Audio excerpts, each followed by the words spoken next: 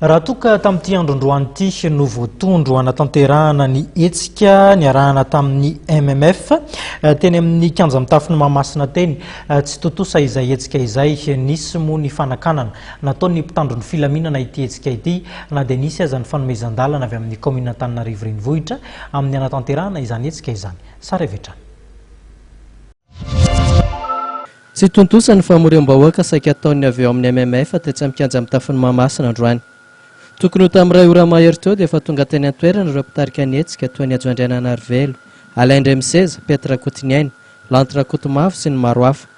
Na dia efa nilaza ho nazo lalana avy tamin'ny commune Antananarivo renivohitra izay tompon'ny toerana ary moa ireo mpitarika dia somary gaga ihany toeran'ny fanapahan-kevitry ny fitondrana fa voarara ny fidiran'izy ireo to amin'ny kianja mitafy ny Mahamasina. Tsisy fanajany efa nisy fampilazana nanditsy ny herinandro mahery io dia maninona no amin'ny 1 sasany alina no midina ny ordre hoe tsy azo atao le izy vahoaka entanareo rehefa tonga fa zay izy tiako efa misy efa-jato ny sécurité nataonay eto andamina n'ity resaka ity mba tsy hivahan'le izy zay tandron'ny fihavana zany zay sy ny débordement fa dia le olona tsy matokony sa mety tsy matokony tena zany izy zay ny tena marina